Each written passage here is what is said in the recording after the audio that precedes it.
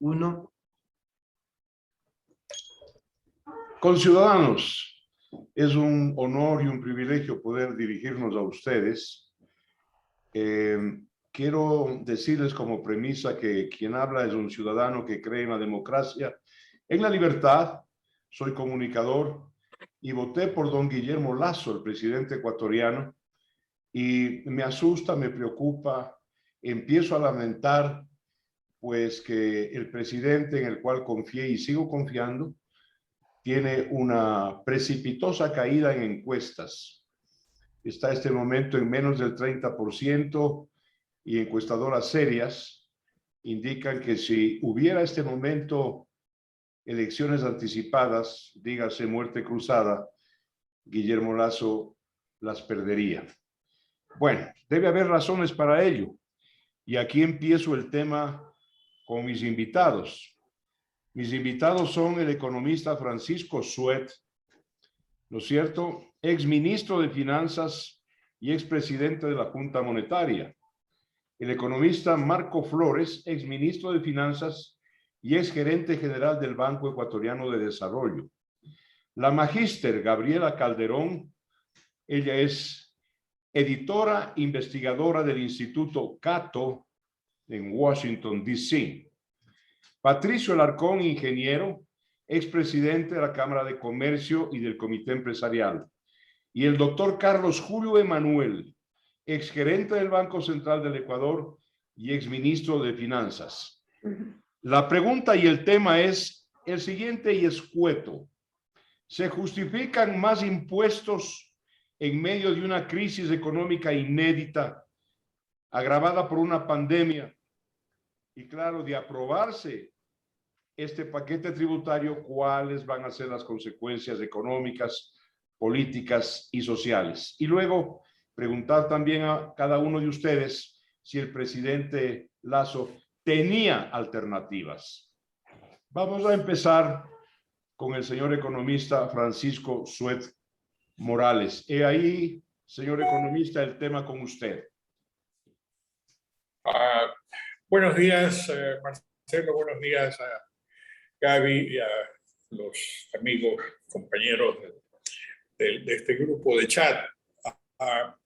Mira, este tema de los impuestos, la respuesta corta que te voy a dar para no abusar del tiempo es no. No tiene sentido, excepto por la negociación que se ha llevado a cabo desde el gobierno anterior, por cierto, con el Fondo Monetario Internacional, que de alguna manera prescribe lo que siempre prescribe, que es el ajuste fiscal, cuando justamente hay otras maneras, mejor dicho, hay otra manera de salir del hueco, más allá de que algunos economistas digan que esto no es tiempo para crecer, sino para equilibrar. Bueno, quienes hemos tenido la experiencia, porque no es que nos lo contaron, no es que nos dijeron esto, no es que lo estudiamos en los libros, no es que lo aprendimos en la universidad, lo tuvimos que aprender en la práctica. En este caso estamos Carlos Julio y yo directamente, que nos tocó actuar como equipo hace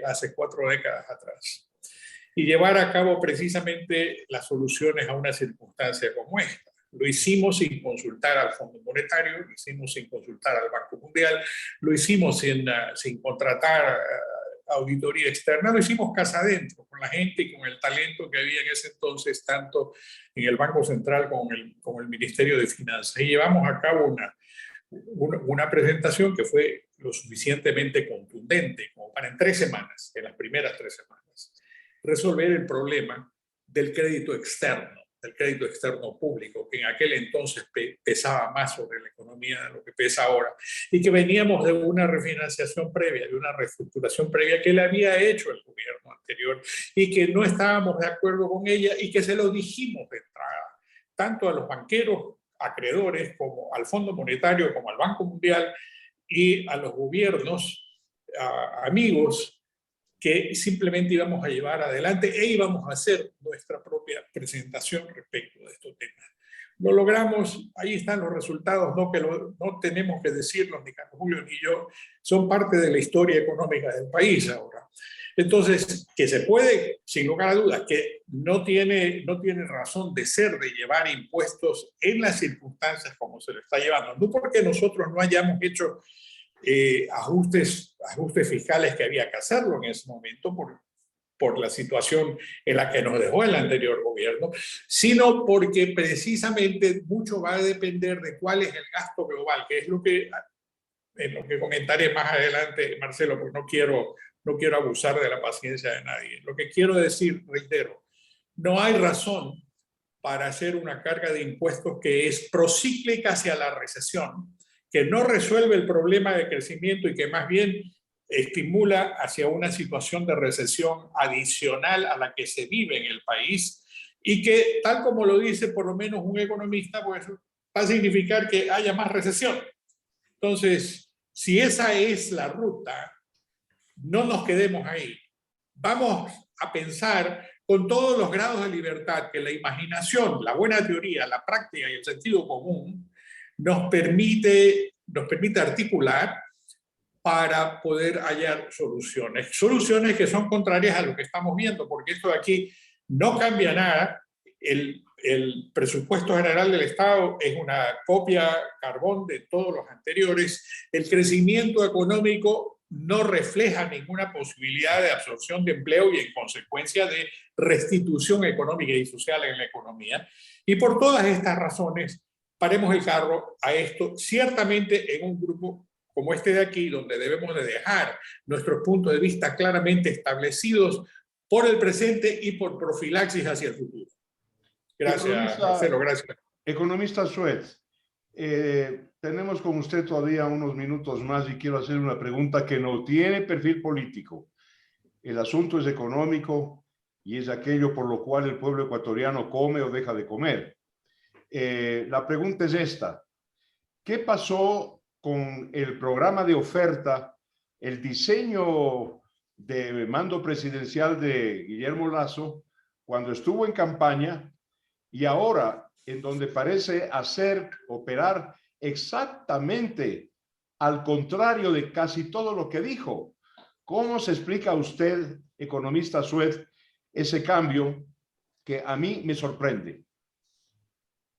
Bueno, ese es el problema de escuchar solamente a un grupo de opinión, ¿no?, que se insinúa política. Esto no es nuevo. Esto ocurre muy a menudo, donde los grupos de presión o los grupos de opinión o aquellos que de alguna manera sienten que su versión analítica o su teoría es la que fundamenta la solución, son los que se insinúan y se apoderan del poder del pensamiento en este caso, del gobierno. A mí, por ejemplo, me sorprende que la Fundación Ecuador Libre, que fue precisamente fundada para hacer el tanque de pensamiento que sustente todas estas ideas del presidente cuando era candidato, de repente ha desaparecido.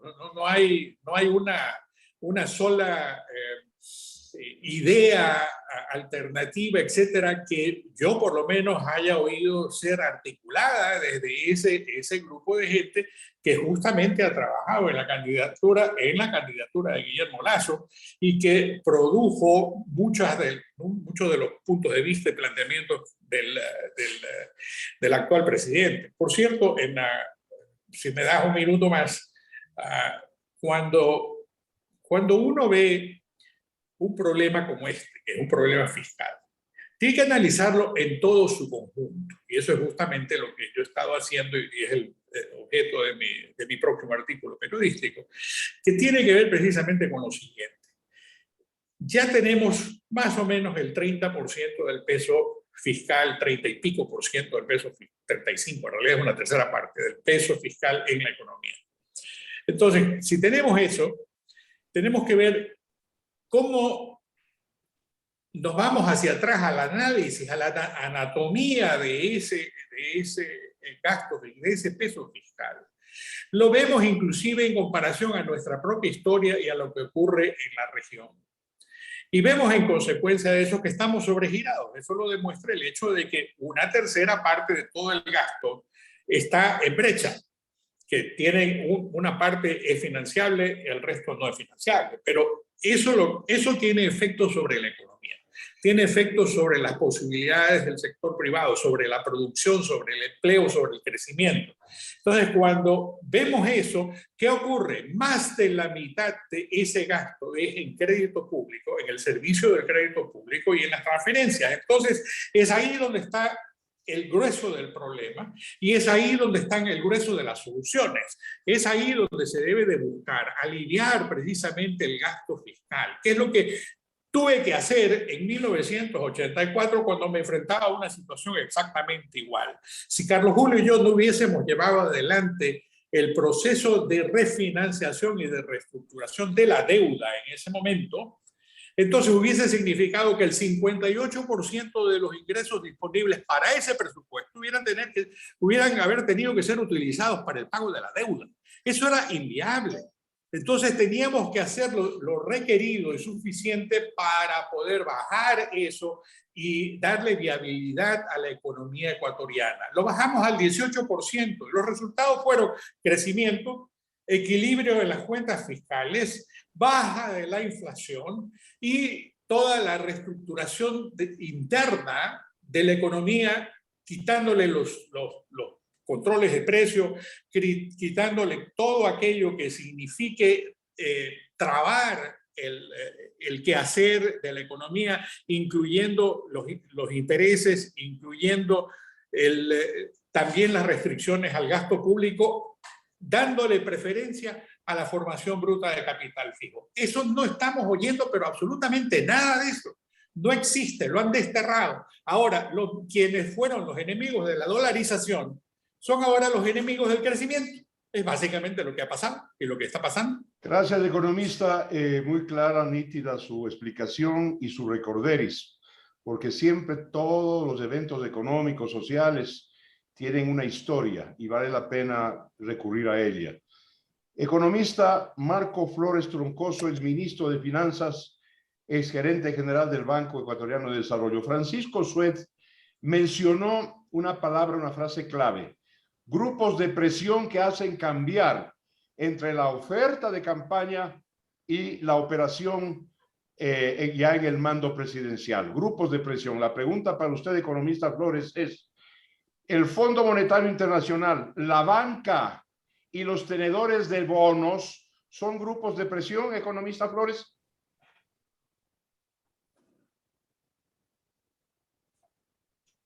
Sé que no se escucha. Economista Flores, no tiene usted audio. Sí, bueno, creo que Ahora sí. grupos de presión son aquellos que el presidente, en el momento que sea, en el gobierno que sea, permite que le presionen. Pero primero quisiera agradecer a nuestro anfitrión por esta invitación y por supuesto saludar a los compañeros del panel. Es un gusto compartir estos minutos con ustedes. Y si nuestro anfitrión me permite, yo quisiera concretarme en el tema de la reforma tributaria, porque creo que es un tema crucial para las familias ecuatorianas, para las empresas, pero sobre todo para las familias ecuatorianas.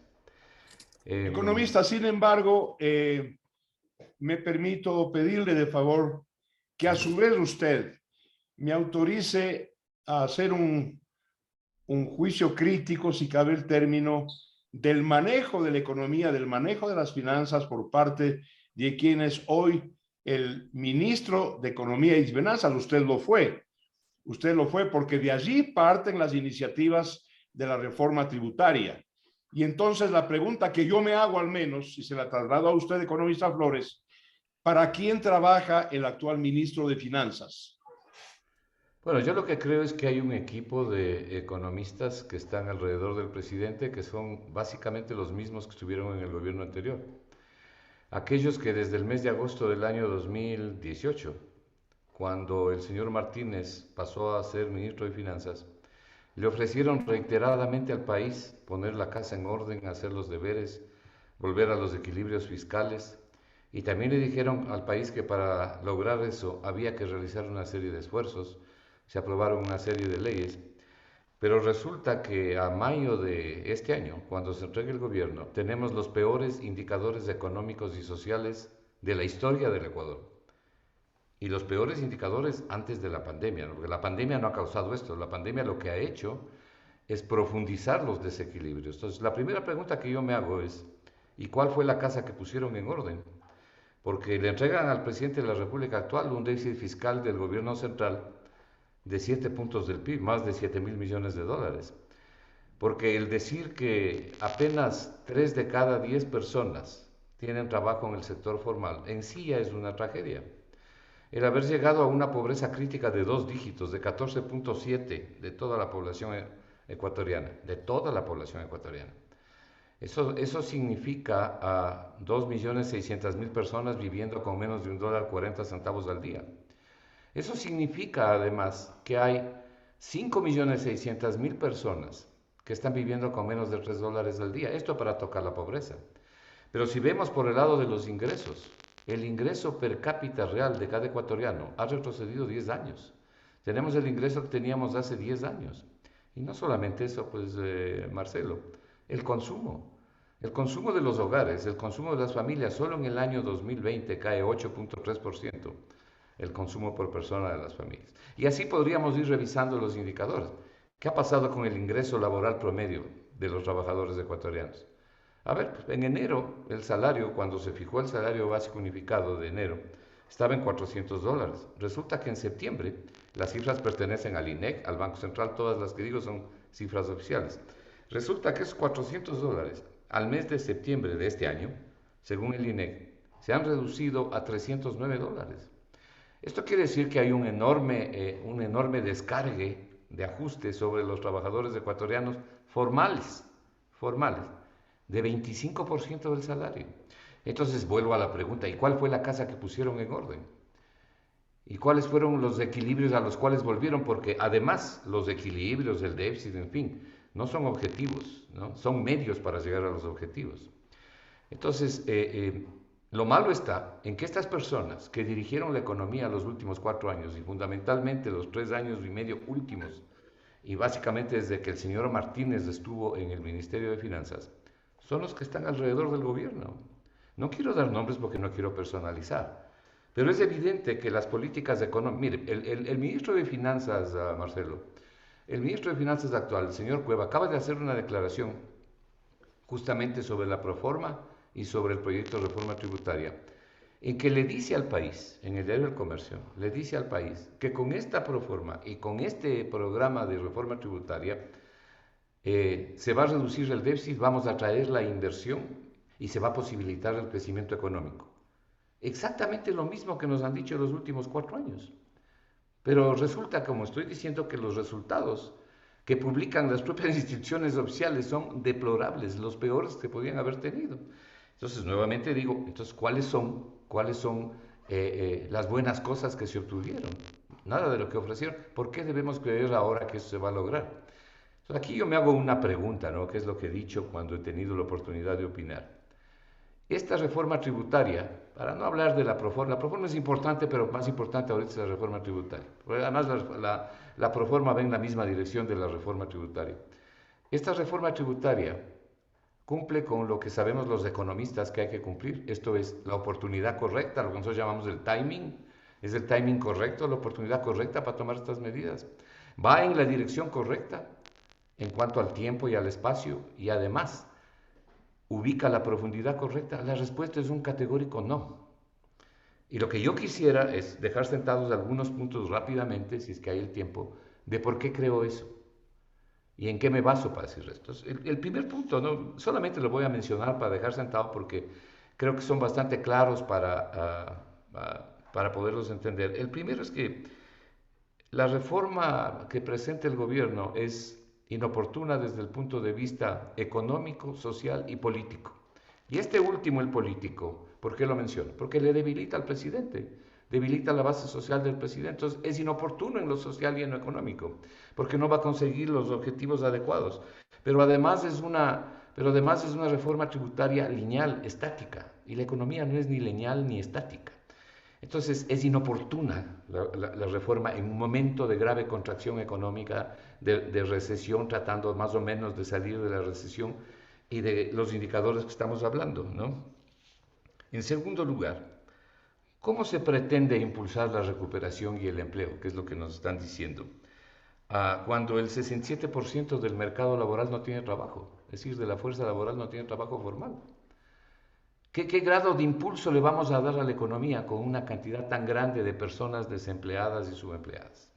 Tercero, ¿cómo impulsar la economía con nuevos y mayores impuestos? Digo nuevos impuestos porque usted el perverso impuesto al patrimonio, desechado en 190 de 196 países que hay en el mundo, 190 lo han desechado. Hay solamente 3 en Europa y 3 en Ecuador.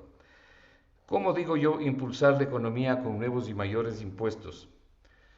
En medio además de la recesión y la pandemia, cuando hay que hacer exactamente lo contrario. El Ecuador es el único país en el mundo que está introduciendo impuestos y este tipo de políticas en este momento de contracción y de pandemia. Si ustedes ven, los países europeos están tomando medidas drásticas por el rebrote de la pandemia, por los casos de pandemia que se están observando, las mutaciones del virus, en fin. En cuarto lugar, algo que mencioné hace un momento, ¿cómo introducir semejante propuesta en un momento en que el consumo de las familias cae dramáticamente? Si ustedes miran las estadísticas del Banco Central, verán que los hogares ecuatorianos han reducido su consumo de forma dramática, y lo ha hecho también el sector público. Pero a nivel personal, es decir, el promedio por persona, cae sobre el 8% solamente en el año 2020.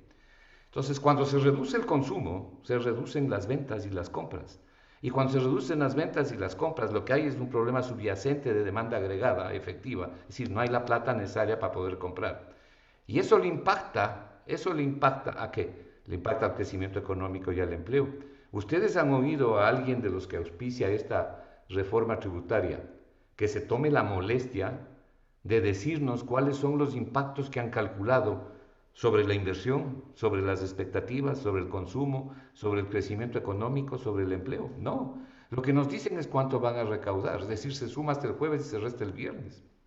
Pero no hay ningún análisis de los impactos económicos, que es lo que verdaderamente interesa. Muchas gracias, economista Flores. Ha contestado usted lo que era objeto de no curiosidad de quien habla, sino de la opinión pública, porque las preguntas que estoy formulando a ustedes no se me ocurren a mí, no son de mi iniciativa. He tomado contacto con varios sectores que son la audiencia de los programas que manejo yo como comunicador social. Paso a conversar con el señor doctor economista Carlos Julio Emanuel. De usted recuerdo, doctor Emanuel, de usted recuerdo, porque soy investigador prolijo, que de los ministros de finanzas, responsables de política monetaria inclusive, usted fue el gerente del Banco Central, que supo decirle no al Fondo Monetario Internacional en la historia económica desde que tengo uso de razón política, es usted. Le pregunto esto porque voy a una segunda afirmación. No sé si usted sepa, doctor Emanuel, que cuando Gonzalo Sánchez de Lozada fue presidente de Bolivia y tuvo que salir en quema hacia el aeropuerto porque el pueblo de Bolivia se levantó ante el impuestazo, que eran aproximadamente 12% nuevo a los salarios, a los ingresos, a los sueldos de todos los bolivianos. Y cuando Sánchez de Lozada llegó a Estados Unidos, dijo: la única cosa que me arrepiento es haberle hecho caso al representante del Fondo Monetario Internacional, porque ese es el causante de mis problemas. Y el representante en ese momento en Bolivia era el actual ministro de Finanzas, el señor Simón Cueva. Pero, ¿cómo hay que actuar frente al Fondo Monetario, doctor Emanuel? Para usted la pregunta. Gracias y saludos a todos los compañeros de panel. Aquí estamos 3 exministros de Finanzas que en varias ocasiones le dijimos no al Fondo Monetario Internacional. Mi primera experiencia como funcionario público fue en el año 1984, cuando yo era gerente del Banco Central y Francisco era ministro de Finanzas, y fuimos a negociar a Washington, al Fondo Monetario Internacional. Y las propuestas del fondo eran total y completamente inaceptables. Entonces, lo que hacíamos Pancho y yo era simplemente levantarnos de la mesa, decirles hasta luego, y nos íbamos, Pancho me corregirá, a comer alguna hamburguesa en un McDonald's cercano, y luego venían estos señores del Fondo Monetario a decirnos, por favor, regresen a conversar, porque no se puede aceptar cualquier cosa del Fondo Monetario Internacional.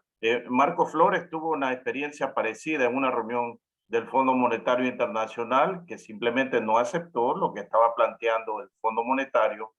Y más recientemente yo, en el año 2002, ante un representante bastante complicado del Fondo Monetario aquí en Ecuador, decidí no firmar un acuerdo con el Fondo Monetario Internacional. Ahora, el Fondo Monetario Internacional es útil porque tiene gente preparada como para poder hacer un análisis de las cuentas macroeconómicas, buscan todos los rincones de las cuentas fiscales y le presentan en una suerte de rol de auditor externo información que a lo mejor el ministro o el gerente del Banco Central del Ecuador no lo tiene a la mano. O sea, es útil, es como cuando uno contrata a un auditor externo para que haga la revisión de las cuentas de una empresa.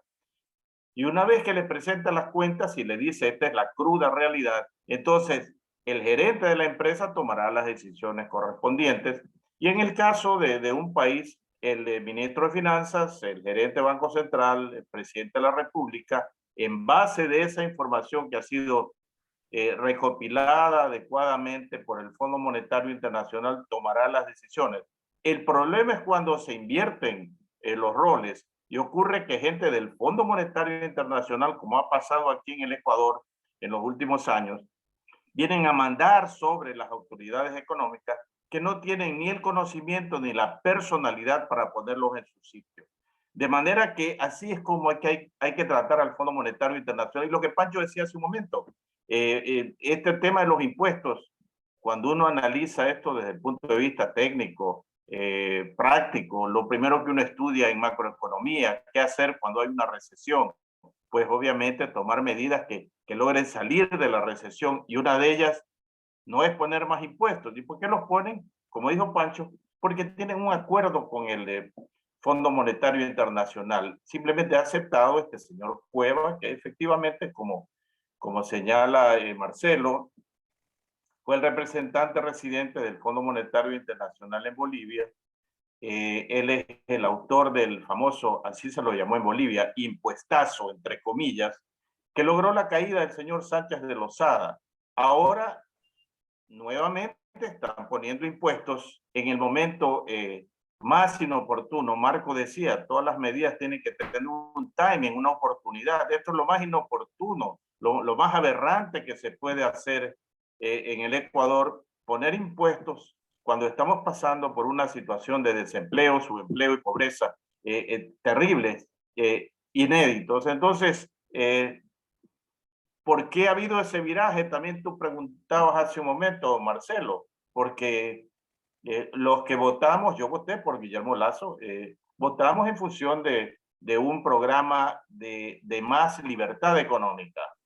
Libertad económica, pues en un sentido amplio, hay que entenderlo, por ejemplo, lo que hace la Fundación Heritage con el índice de libertad económica, lo que hace permanentemente el Instituto Ecuatoriano de Economía Política, que ha hecho varias propuestas de corte liberal y que el presidente de la República hasta el momento no las ha tomado en cuenta. Entonces, dentro de ese aspecto, yo voté por Guillermo Lasso. La opción contraria proponía más impuestos. Recordemos que dijo que el ISD él lo subiría del 5% al 26 o 28% y que pondría un impuesto patrimonial. Pues definitivamente yo nunca hubiera podido votar por esa opción, cuando la otra opción era hacer exactamente lo contrario. Claro, uno se pregunta qué hubiera hecho si en su momento el señor Lasso hubiera presentado una plataforma parecida al del señor Arás. Bueno, son preguntas hipotéticas sobre situaciones irreales, pero definitivamente pues yo jamás votaría, nunca hubiera votado por un esquema más bien que propende a tener una economía reprimida en libertad económica antes que una que se libere como es necesario para mejorar el bienestar de los ecuatorianos. Doctor Emanuel, he leído yo las declaraciones del señor ministro de Finanzas, Simón Cueva. No me vayan a tachar de obsesivo. Yo no lo tengo en la mira ni en el blanco a don Simón Cueva. Me parece una persona bien formada como economista, errada en sus decisiones, pero esa es otra cosa. Le he oído hablar en actual situación, de nuevos impuestos, de impuestos nuevos como el impuesto al patrimonio. Le he oído hablar muy liberalmente, muy generosamente de crecimiento económico, de inversión, tanto extranjera como propia. Le he oído hablar de ampliación de la oferta de empleo, de ampliación de la demanda interna, de que la gente va a tener más dinero para comprar y la producción para vender. Le he oído de que esto traerá al presidente Lasso también estabilidad política y al país estabilidad social. Este es el discurso del señor Cueva, que claro, a mí me sorprende. ¿Qué tiene usted que decir, doctor Emanuel, sobre esto que le acabo de mencionar? Bueno, que estoy en completo desacuerdo con esa proyección que ha hecho el ministro, porque todos los datos apuntan a lo contrario. Marco está hablando hace un momento de cómo está cayendo el consumo. Sin consumo, ¿cómo es que se va a reactivar la economía? ¿Cómo puede traer al país un gobierno e inversión extranjera cuando está sacando una banderita roja que dice, vengan que aquí le voy a poner un impuesto al patrimonio? ¿O por qué va a venir un inversionista al Ecuador en lugar de poner sus recursos en Colombia o en el Perú, donde no hay un impuesto a la salida de capitales que el actual presidente ofreció irlo reduciendo gradualmente? Nunca me ha gustado el gradualismo, pero ahora lo que se plantea es que hay que dejar el impuesto a la salida de capitales porque resulta que recauda con 1.000 o 1.100 millones de dólares. Algo que era para frenar la salida de capitales se convierte en un esquema más bien de carácter recaudatorio. Yo no puedo estar jamás en esa línea, y definitivamente lo que plantea el señor Cueva de que va a haber crecimiento se contrapone a las propias proyecciones del gobierno. Cuando se envió la proforma presupuestaria actual a la Asamblea, se mandó unas proyecciones cuatrianuales y allí consta claramente que el promedio de crecimiento que se espera para la economía ecuatoriana en estos próximos 4 años es del orden del 2.6%. Es casi totalmente absorbido por el crecimiento poblacional. Entonces, si creciéramos en un punto anual en promedio, habría que esperar más de 3 generaciones, como 70 años para duplicar el ingreso. Imagínense si crecemos a la mitad de eso, entonces estamos hablando de 140 años. Pues son muchas generaciones para poder ver la duplicación del salario. Y termino solo con esto, porque hubo una pregunta que Pancho contestaba sobre por qué el viraje, y Pancho dice porque se está siguiendo o escuchando solamente a un sector. ¿A cuál sector se está escuchando? Al sector cordesiano, y vamos a acuñar aquí un término, cusiniano también, cordesiano-cusiniano. La declaración de Cusin es más impuestos. No hay preocupación por el crecimiento económico. Y Cordes, pues, famoso por haber pregonado siempre el gradualismo. Y voy a robarme una frase de Pancho que hay que repetirla. Los entonces enemigos de la dolarización que algunos propusimos son ahora los enemigos del crecimiento económico que definitivamente necesitamos. Muchas gracias, doctor Emanuel. Voy a entrar a conversar con Gabriela Calderón.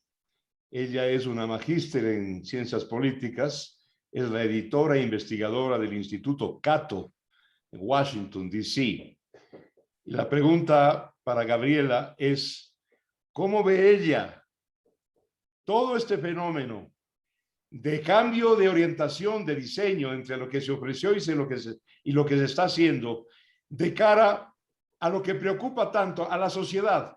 Porque claro, estos son términos económicos, manejan los economistas, es una cosa de un nivel técnico, pero ¿qué está sintiendo este momento la sociedad civil ecuatoriana? La que no es el Estado ni es el poder. ¿Qué va a pasar con la gente que no tiene empleo, que no tiene recursos, que está sometida a una inseguridad creciente y ahora agudizada con el nuevo paquete tributario? Crecerá la inseguridad. ¿Cómo ve la politóloga Gabriela Calderón este fenómeno? Porque ya tiene que ver con todos nosotros, Gabriela. No, muchas gracias por esta invitación. Realmente preocupa la situación de la seguridad y pues obviamente no estar de acuerdo en un área de la política pública. Discúlpeme que tenga que hacer esta aclaración, pero debido al nivel de debate y lo que es las acusaciones y comentarios que se han realizado en las últimas semanas, no coincidir con el gobierno en su propuesta de elevar impuestos no significa que uno esté, digamos, en contra de la estabilidad democrática o de alguna manera socavando los esfuerzos que pueda estar realizando en este momento el gobierno en la importante tarea de retomar el control del sistema de las cárceles.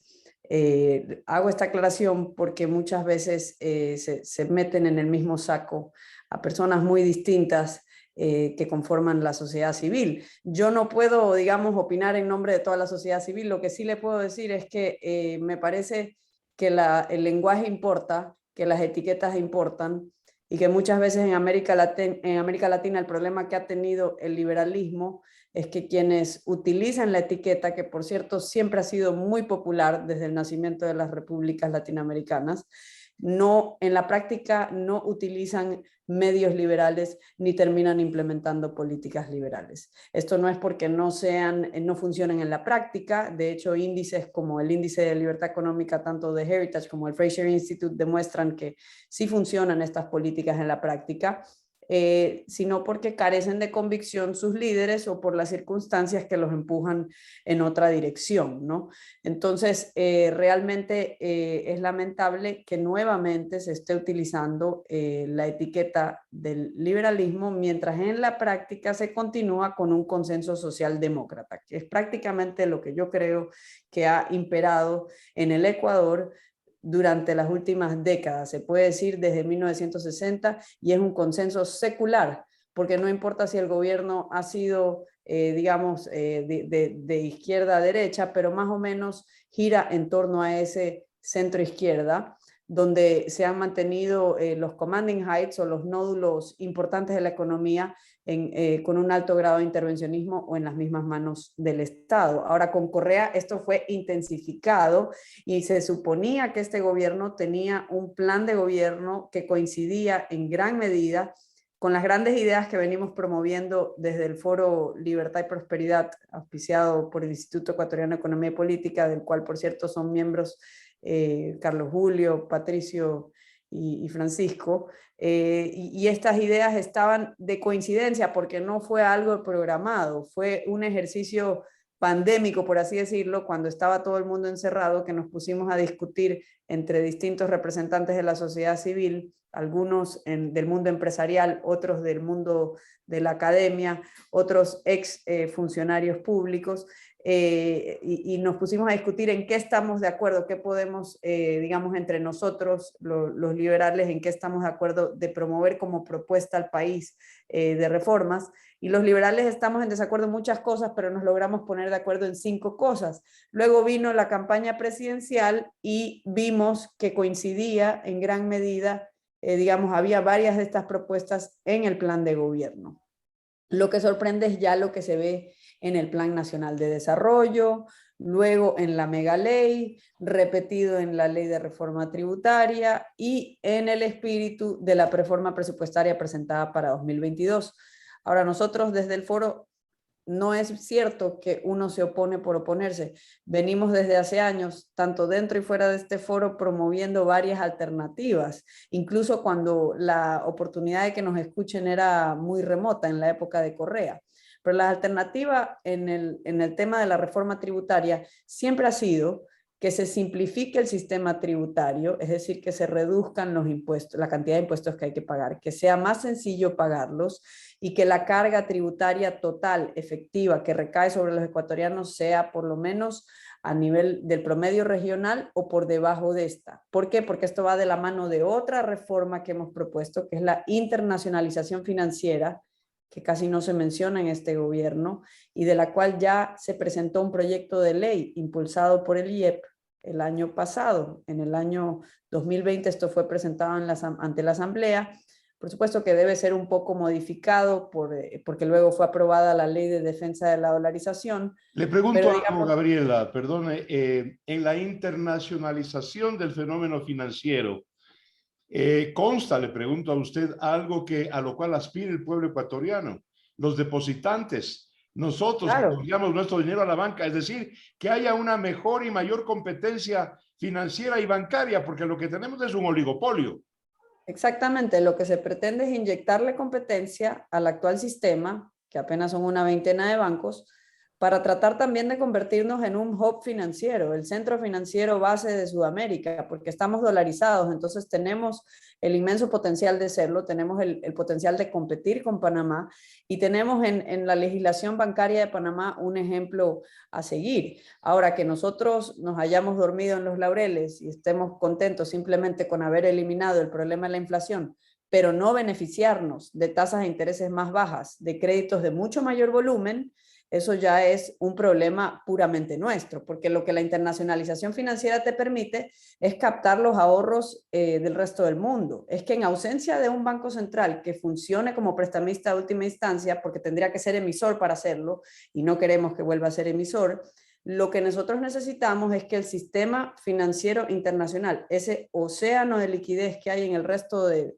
sistema financiero del mundo, pueda atender la escasez de liquidez en nuestra economía con el clic de un mouse. Y eso solo se puede si se eliminan todas las barreras a los flujos de capitales y si se adopta regulaciones que vuelvan nuestro centro financiero más atractivo. Para eso tenemos varios modelos, como Hong Kong, Singapur, Panamá, pero no tenemos que irnos tan lejos a Asia, o sea, podemos ver el modelo de El Salvador y el modelo de Panamá. Ambas economías dolarizadas en nuestra región, con niveles de desarrollo similares al nuestro, pero mucho más desarrolladas en cuanto a finanzas, porque no tienen el modelo de represión financiera. Esto le debería importar a todos los ecuatorianos, porque todos quieren que bajen las tasas de interés, todos quieren tener un empleo a tiempo completo, un empleo digno, y la manera de aumentar la creación de empleo es captar más ahorros para que pueda haber más inversiones. Eso no se hace subiendo impuestos. Eso no se hace desalentando el ahorro, castigando a los que llegan finalmente a asomar la cabeza por encima de la clase media y dándoles un palazo. Realmente no entiendo por qué le llaman a esto algo progresivo, porque a alguien que finalmente progresó para llegar a la clase media le aplican un sablazo que está en esa tabla. Y realmente no es nada nuevo, porque siempre hemos tenido, o al menos desde hace décadas, tenemos un sistema tributario progresivo. Por eso la propuesta alternativa de nosotros, y esto sí sería una reforma tributaria, es que sean dos impuestos básicamente, el IVA y el impuesto sobre la renta, y que sean de tasa única, para eliminar todas estas puertas abiertas a que se cometan todo tipo de trampas, privilegios y tratos especiales. Gracias, Gabriela Calderón. Muchísimas gracias. Voy a un conversatorio crucial, determinante, porque es con la empresa privada, el gran motor de la economía, la gran oferente de empleo realmente, de prosperidad, de crecimiento económico, es la empresa privada.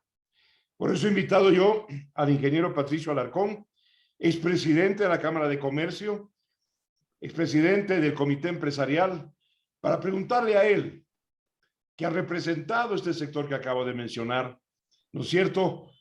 ¿Cuál es el impacto de un presidente aparentemente de convicciones liberales como Lasso, que ahora utiliza las mismas políticas económicas, financieras, tributarias de dos gobiernos anteriores que de liberales no tenían absolutamente nada? ¿Cuál es el impacto a la empresa, Patricio? Muy buenos días, Marcelo. Gracias por el espacio. Un honor poder compartir este panel con Gabriela y con 3 exministros de Finanzas. Marcelo, ¿qué es lo que está sucediendo en este momento? ¿Siguen con las mismas tesis o siguen con el mismo modelo implementado desde la época de Rafael Correa, que durante la época de Lenín Moreno no cambió? Inclusive subieron impuestos, incrementaron, perdón, los impuestos, y el problema radica en que las empresas y la sociedad se ve afectada. Las empresas para crecer necesitan liquidez. Las personas para salir adelante necesitan mejorar sus ingresos. Es así de simple. En esta reforma tributaria se le está cobrando impuestos a las personas naturales que han tenido éxito o que han heredado. Se le está cobrando un impuesto al patrimonio, se está cobrando un impuesto al patrimonio perverso a las empresas que tienen un patrimonio, perdón por la redundancia, de alrededor de $5 millones, $5 millones o más, hayan ganado, hayan perdido plata. Y lo grave de todo esto es que cuando estamos saliendo de una crisis, ¿qué es lo que ha sucedido? Nos hemos endeudado, hemos mantenido nuestras operaciones, nuestros roles de pago, evidentemente en muchos casos vendiendo activos, haciendo los ajustes necesarios, acudiendo al sistema financiero fuera de que se pueden crear otras deudas. Entonces, en un país donde la carga tributaria, la carga corporativa es la mayor de la región, no se puede seguir cobrando impuestos, incrementando los impuestos para quienes tienen que producir, para quienes tienen que contratar, para quienes tienen que consumir. ¿Para qué? Para que suban las ventas, para que las empresas puedan fortalecerse en este país y ir poco a poco eliminando la dependencia del sector público, las contrataciones del sector público y orientarlas al sector privado. Y lo que se está haciendo con la clase media, para mí es muy preocupante. Un impuesto leonino, una tabla que llega al 37%, eliminar las deducciones. El máximo que se va a poder llegar a deducir una persona si consume $10,000 es $500. La clase media tiene deudas hipotecarias con una tasa efectiva de interés que aún no la bajan de alrededor del 11%, imagínense.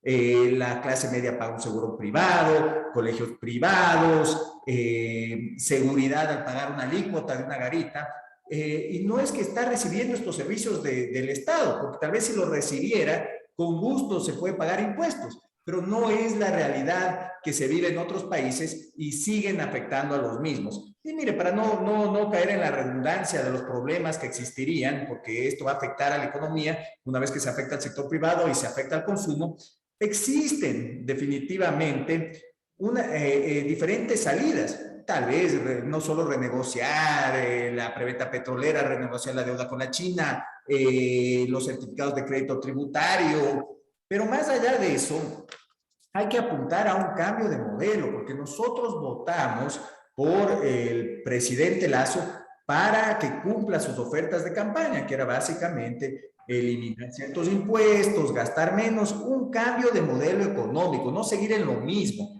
Y mire, aquí hay muchos temas que se pueden hacer. Empecemos por el ámbito fiscal. ¿Qué es lo que se debe hacer? Pues bajar el gasto. Yo no me refiero al gasto de inversión. El gasto de inversión se quintuplicó en épocas de Correa y el gasto corriente se mantuvo durante la época de Moreno.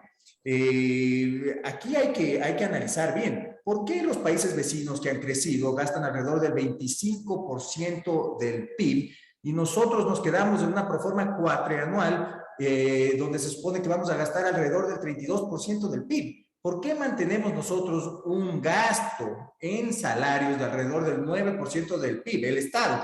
Y los países que más crecen se ajustan alrededor del 6%. Entonces, eso es lo que hay que revisar. Primero, el gasto. Ojo, y no hay que enviar una reforma a la Asamblea, un proyecto de ley para poder tomar estas medidas. En el ámbito fiscal, además, ¿qué se puede hacer? También se puede trabajar, tal como lo dijo Gabriela, se puede trabajar en una reforma al Código Monetario. ¿Qué es lo que necesita este país? Es depósitos. No puede ser que países como Panamá, países como Chile, países como El Salvador, solo por mencionar algunas, tengan cientos de miles de millones de dólares en depósitos. Acá, no, si no me equivoco, los depósitos llegan alrededor de 30.000 millones de dólares, no estoy seguro. Pero en eso tenemos que trabajar. ¿Y para qué? Porque al ciudadano le tiene que bajar el costo del interés y a la empresa también, para que pueda consumir más del ciudadano y la empresa pueda ser más competitiva. Y esto es necesario, esto es sumamente necesario en este país.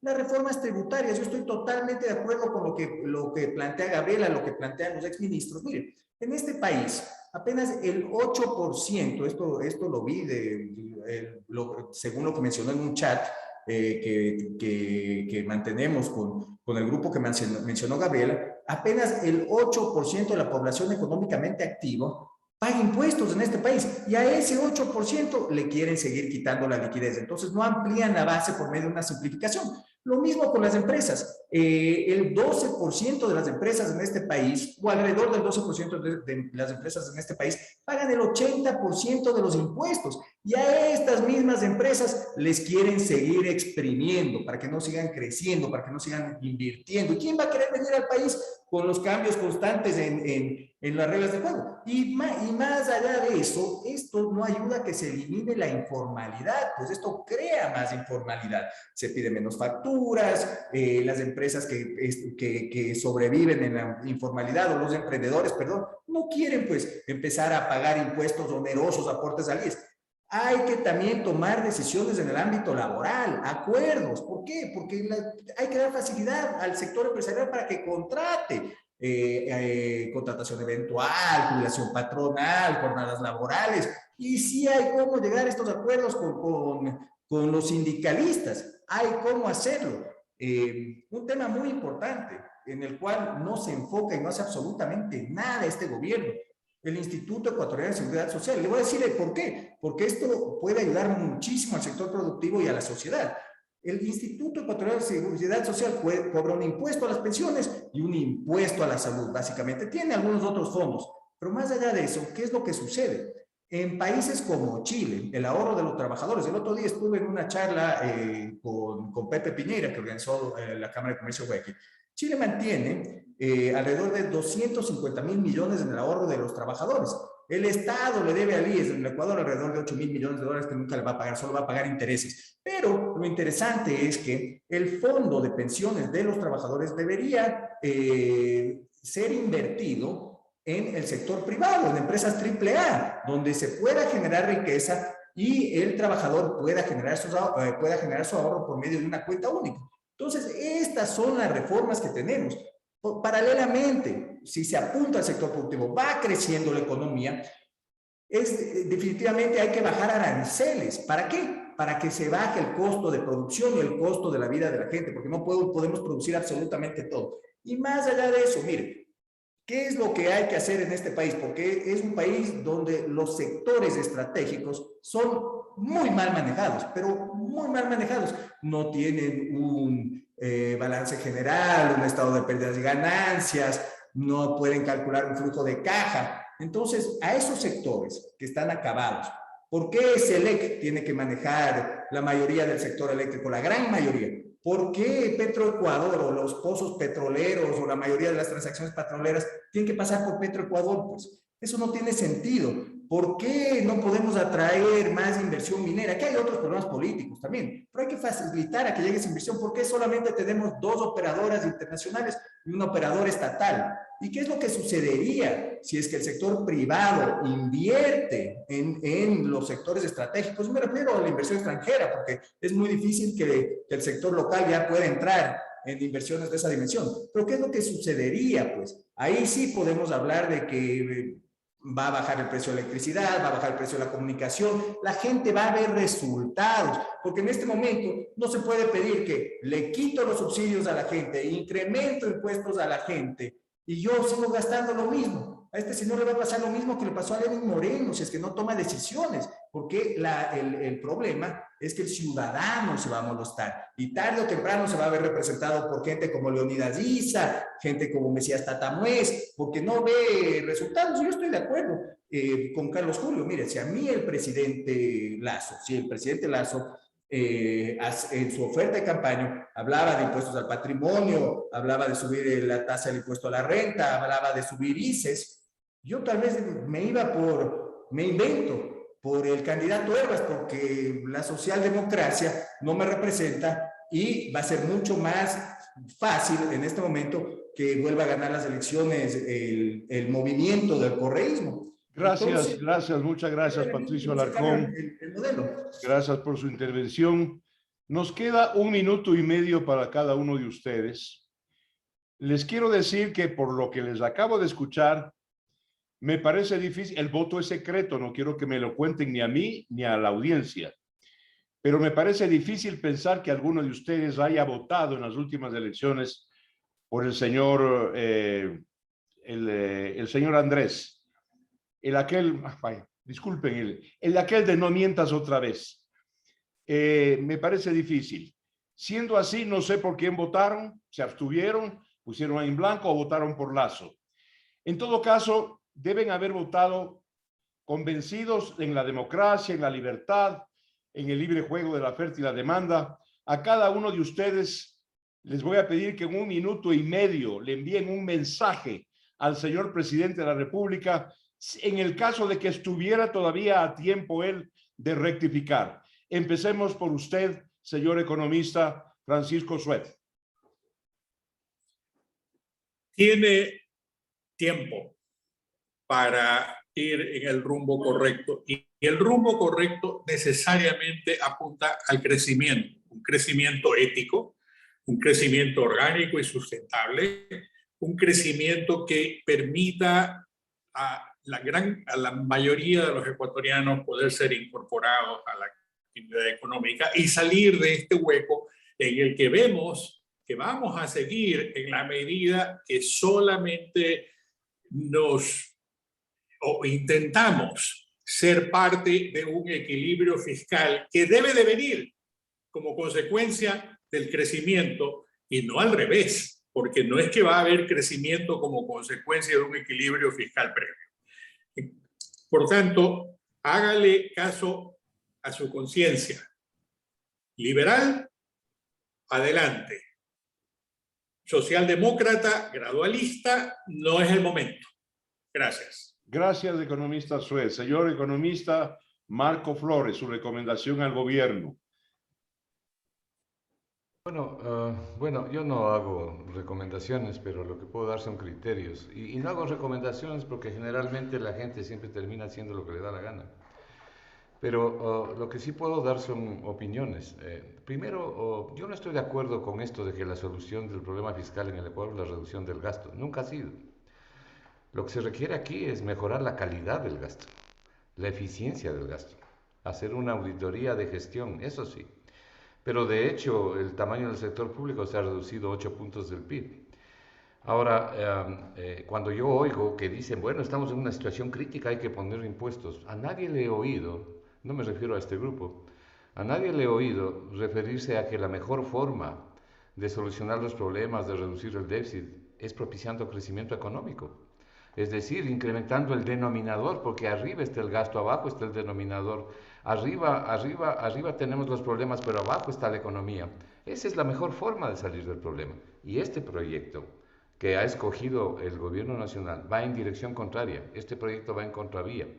Entonces, lo que yo creería es que el presidente de la República debería volver a sus propuestas originales, que eran propuestas que iban en la dirección correcta. La posibilidad de bajar impuestos, la posibilidad realmente de impulsar el crecimiento económico.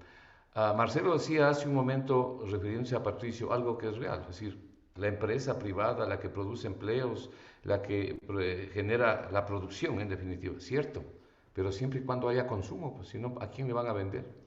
Si es que cae el consumo y cae la demanda, ¿a quién le van a vender? Entonces, esta es la hora de impulsar el consumo, de impulsar... En el fondo, Marcelo, el problema subyacente aquí es una contracción drástica de la demanda.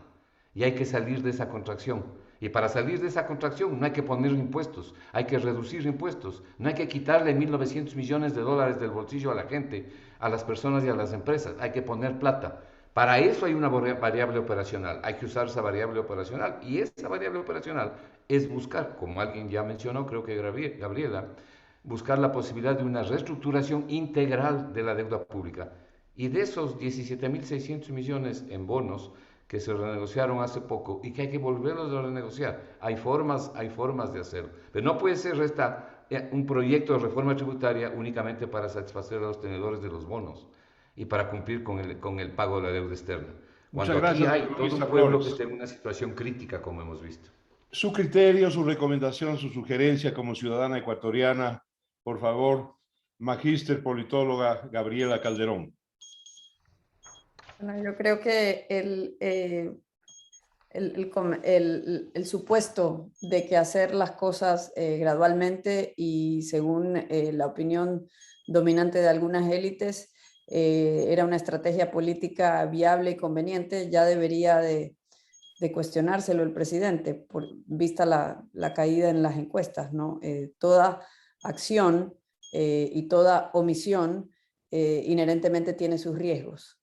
El no hacer o no atreverse a hacer las reformas que muchos hemos llegado a reconocer que son necesarias, no solo aquella que sí está en cierta medida proponiendo el gobierno, como la flexibilidad laboral, sino en otros ámbitos como el sistema financiero y sobre todo la necesidad de políticas que fomenten el crecimiento, como una simplificación y reducción de impuestos. El negarse a hacerlo tiene los riesgos, y ese riesgo es pagar el costo político de seguir en una economía estancada, que no sale, no asoma, digamos, no alcanza a respirar desde que entró en una crisis fiscal a fines del año 2014. Muchas gracias, Gabriela. Señor ingeniero Patricio Alarcón, empresario y representante de sus gremios, su sugerencia, su criterio, su alerta al señor presidente. Ya, efectivamente, solo refiriéndome al tema de gasto, yo solo le voy a dar unas cifras a Marco.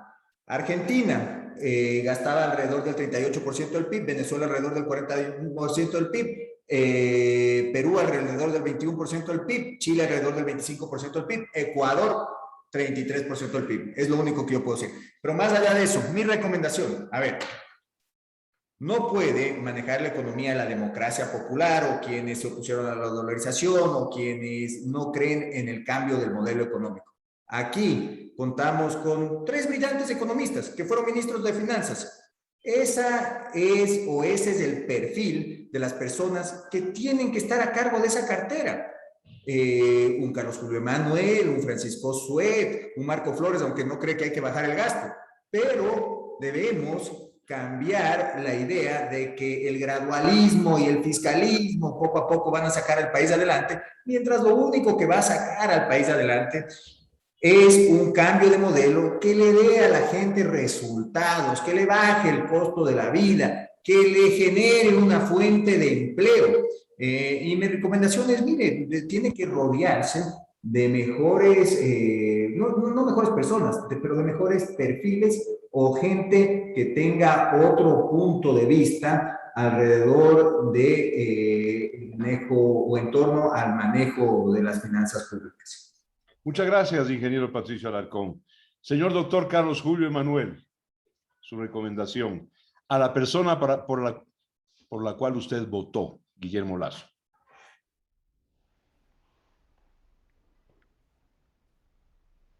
Carlos Julio, doctor Carlos Julio Emanuel, está usted sin audio. Revíselo, por favor.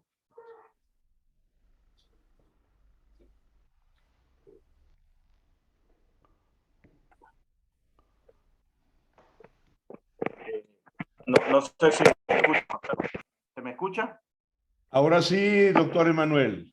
Su sugerencia, por favor, al hombre que recibió su confianza en las urnas. Me siento muy a gusto de estar en este panel. Creo que ha habido un consenso sobre lo que significa una reforma tributaria, un completo despropósito en este momento, y sobre lo que debemos hacer. Yo coincido con el criterio de que tenemos que propender hacia un crecimiento económico. Con crecimiento de la economía se resuelven los problemas. ¿Cómo hacerlo? Es la pregunta. Entonces, concretamente y de manera breve, por lo del tiempo que tú señalas, yo soy del criterio que debemos renegociar y diferir los pagos de la deuda externa que permitan liberar recursos para activar los motores de desarrollo de la economía, como son la agricultura, la construcción, la propia inversión pública. Requerimos un gran plan de vivienda para activar al sector de la construcción. Al mismo tiempo, debemos tomar medidas que alienten el consumo, reduciendo el impuesto al valor agregado, el IVA, por lo menos en 2 puntos. Hay que eliminar el impuesto a la salida de capitales, como se prometió en el programa de gobierno del presidente. Tenemos, obviamente, que atacar también el asunto relacionado al gasto público, que muchos hemos venido proponiendo, por lo menos yo lo propuse en el año 2001, que teníamos que adoptar la presupuestación base cero. No se trata de cortar gastos, sino de optimizar gastos. Hay gasto excesivo. Hay derroche que se lo frena a través de la presupuestación base cero, como lo hace Chile. Y por último, hacer una revisión rápida de las 5 propuestas que ha hecho el Instituto Ecuatoriano de Economía Política, comenzando, pero no es lo único, con la modernización e internacionalización del sistema financiero ecuatoriano. Gracias, doctor Emanuel. Con el permiso de ustedes, apreciados, amigas, amigos, ustedes, panelistas, quisiera yo pedir al señor presidente por quien voté, por quien creo, y aún hoy, en medio de aciertos que ha tenido y errores que está cometiendo, yo sigo creyendo en Guillermo Lasso y quiero pedirle respetuosamente que ordene, disponga, para eso está, a su ministro de Economía y de Finanzas, el señor Simón Cueva, ¿no es cierto?, que inicie una reestructuración de la deuda. ¿Por qué? Porque lo que yo creo, tengo derecho a expresar lo que yo creo. Que el señor Cueva no habla una sola palabra de reestructurar la deuda, porque eso significaría, como acaba de notar Carlos Julio Emanuel, trasladar el pago de intereses a un momento en el futuro. Y cuando esos intereses entran en un después, los tenedores de los bonos no cobran sus dineros. Tengo derecho a expresar esto y a pedirle esto. Señor presidente, ordene a su ministro que inicie una reestructuración de la deuda. Muchísimas gracias a Francisco Suet, a Marco Flores, a Gabriela Calderón, a Patricio Alarcón y a Carlos Julio Emanuel. Y 1.000.000 de gracias a ustedes, queridísima y respetada audiencia. Hasta pronto. Hasta luego.